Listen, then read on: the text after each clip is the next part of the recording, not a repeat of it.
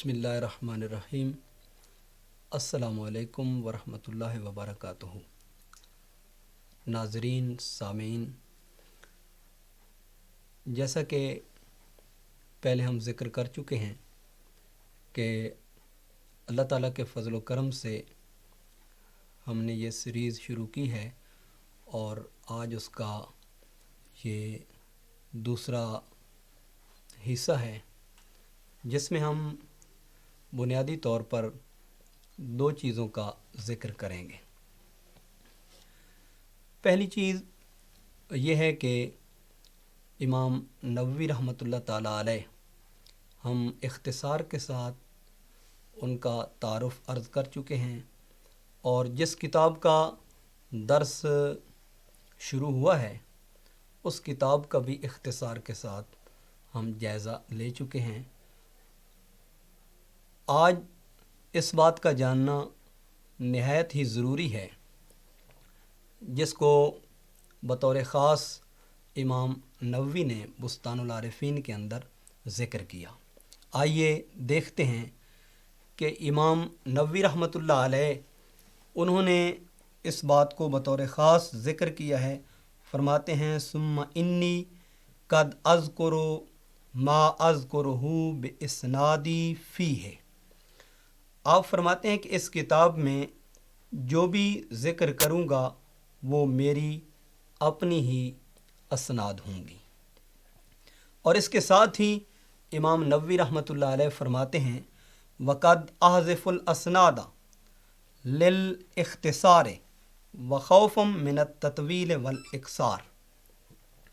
इमाम नववी रहमतुल्लाह अलैह फरमाते हैं कि तहक़ीक़ मैंने असनाद को इख्तिसार के पेश नज़र हज़फ किया और तिवालत और कसरत के खौफ की वजह से मैंने इसनाद को तर्क किया। एक बात हमेशा जहन में रहनी चाहिए कि तकरीबन सूफियाए कराम के यहाँ ये एक चीज़ राइज रही है कि वो तकरीबन रिवायात में असनाद का ज़िक्र नहीं करते। मसलन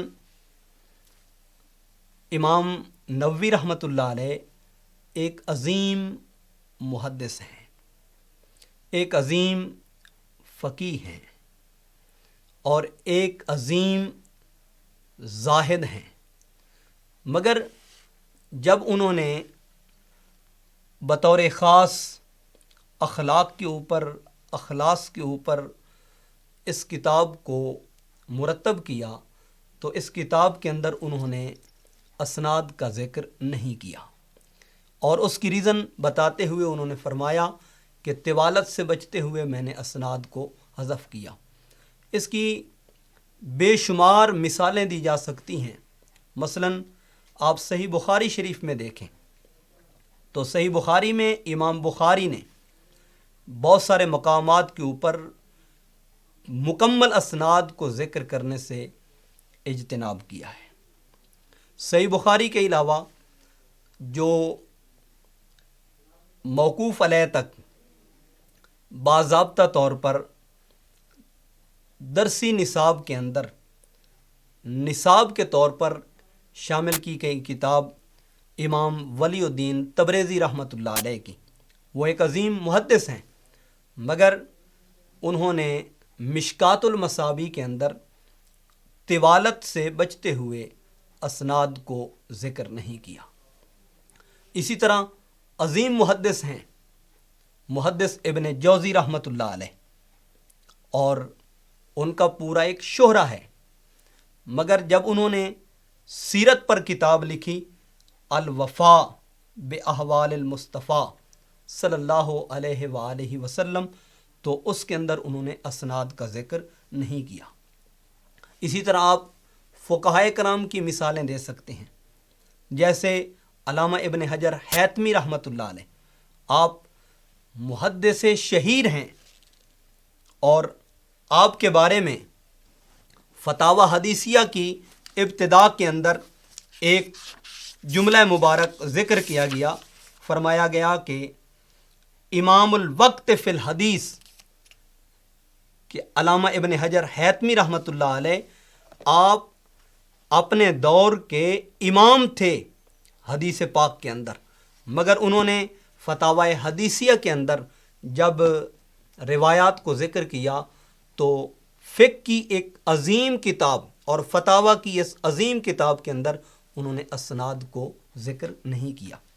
اسی طرح آپ دیکھ لیں صوفیاء کرام جب تربیت کے اصول بیان کرتے ہیں، اخلاق کے اصول بیان کرتے ہیں، آداب کے اصول بیان کرتے ہیں، اور وہ قرآن سے اور سنت مصطفیٰ صلی اللہ علیہ وآلہ وسلم سے ان چیزوں کو اخذ کرتے ہیں، اور جب روایات کو ذکر کرتے ہیں تو روایات میں اسناد کا ذکر نہیں کرتے۔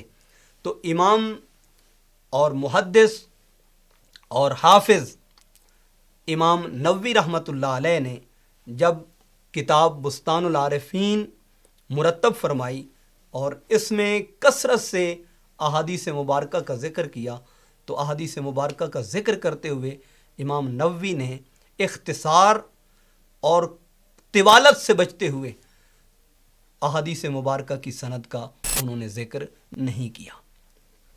اس سے ثابت ہوتا ہے کہ اپنے دور کے عظیم محدث ہونے کے باوجود، حافظ الحدیث ہونے کے باوجود، انہوں نے اسناد کو طوالت سے اور کثرت سے بچتے ہوئے ترک کر دیا۔ اس کے ساتھ جب آپ کی کتب کا مطالعہ کرتے ہیں، اس کے اندر پہلے بھی ذکر کیا جا چکا ہے کہ آپ کی 2 درجن سے زیادہ کتب آپ نے 45 سال کے عرصہ میں تصنیف فرمائیں۔ مثلاً ان میں معروف تہذیب الاسماء واللغات ہے، ان میں الاربعین ہے جو نصاب کے طور پر مدارس کے اندر پہلے پڑھائی جاتی تھی، اس کے ساتھ کتاب الاذکار ہے جس میں شب و روز کے اعمال کا طریقہ کار اور اس کے آداب اور اس کے اندر جو دعائیں مانگی جاتی ہیں اس کا جو طریقہ عمل ہے اس کو امام نووی رحمۃ اللہ علیہ نے ذکر فرمایا۔ اسی طرح آج بھی نصاب میں ریاض الصالحین شامل ہے تدریسی نصاب کے اندر، تو امام نووی رحمۃ اللہ تعالیٰ علیہ نے اس کو مرتب کیا۔ اس کے ساتھ منہاج الطالبین ہے، عمدۃ المفتین ہے، اور اس کے ساتھ التبیان فی آداب حملۃ القرآن امام نووی رحمۃ اللہ علیہ نے مرتب فرمائی۔ اور بطور خاص امام نووی رحمۃ اللہ تعالیٰ علیہ آپ نے صحیح مسلم کی شرح، صحیح مسلم بشرح نووی رحمۃ اللہ تعالیٰ علیہ، صحیح مسلم کی شرح کو آپ نے مرتب کیا اور احادیث مبارکہ کی آپ نے واضح طور پر تشریح اور شرح فرمائی۔ اس کے ساتھ ناچیز معذرت بھی چاہے گا کہ اس درس مبارک کو ہم روزانہ کی بنیاد پہ نہیں دے سکتے، کیوں کہ کچھ تدریسی مصروفیات بھی ہیں اور کچھ تبلیغی مصروفیات بھی ہیں، جس کی وجہ سے باقاعدگی سے یہ نہیں ہو سکتا، لیکن انشاءاللہ اس کے فضل و کرم سے کوشش کریں گے کہ سوموار کو اور جمعرات کو یہ درس باقاعدگی سے جاری و ساری رہے۔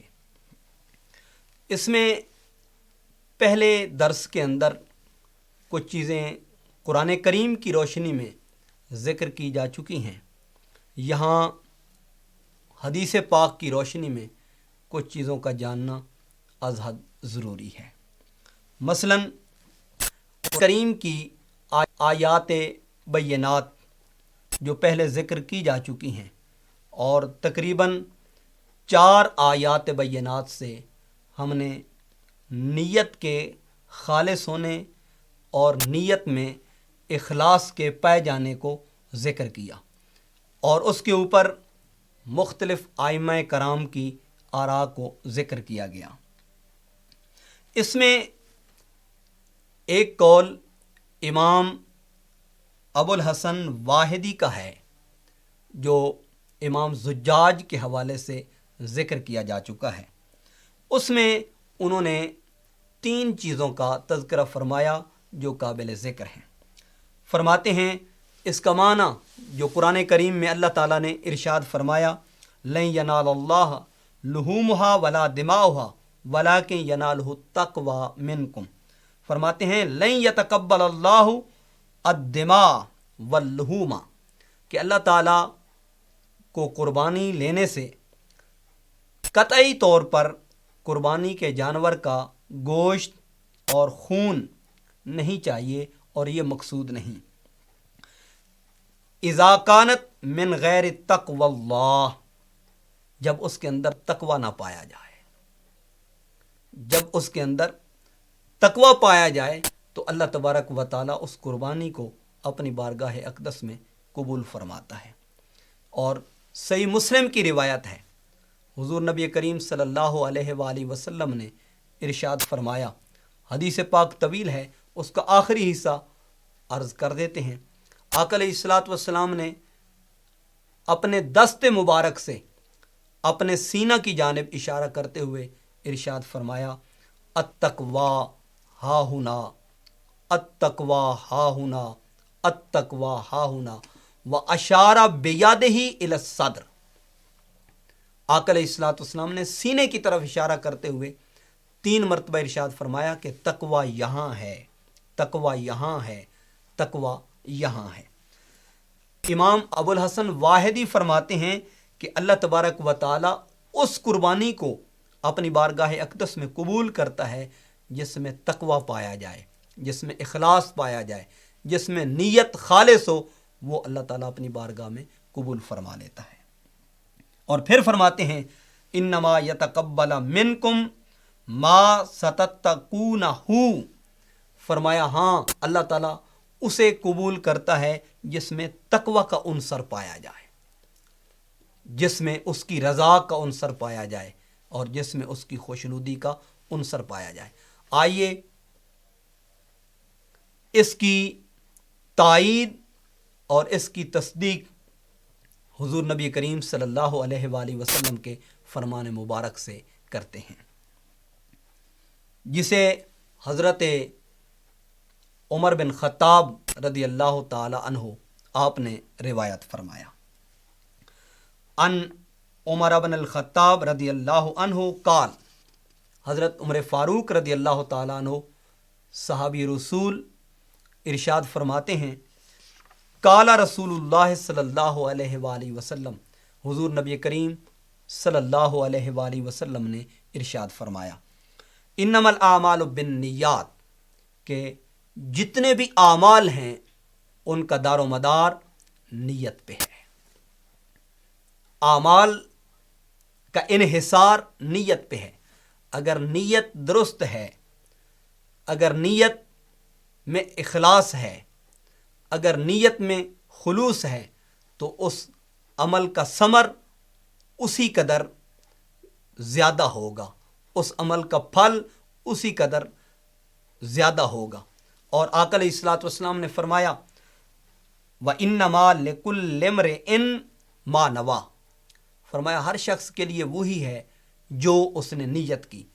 فَمَنْ كَانَتْ هِجْرَتُهُ إِلَى اللَّهِ وَرَسُولِهِ، ہاں جس نے اللہ اور اس کے رسول صلی اللہ علیہ وآلہ وسلم کے لیے ہجرت کی، فرمایا فَهِجْرَتُهُ إِلَىٰ مَا هَاجَرَ إِلَيْهِ، اس کی ہجرت اس کی طرف ہوگی جس کی خاطر اس نے ہجرت کی ہے۔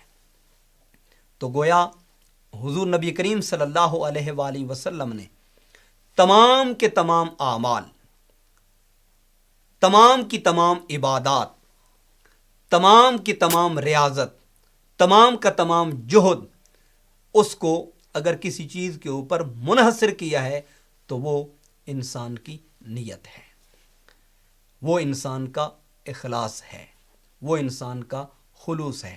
تو جس قدر نیت کے اندر طہارت اور پاکیزگی ہوگی، اسی قدر عمل کے اندر وزن ہوگا۔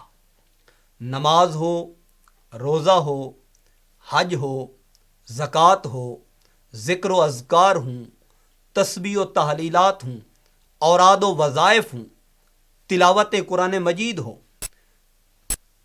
जो भी अमल हो अलगर्ज, उस अमल का समर इंसान की नीयत पे मुनहसर है।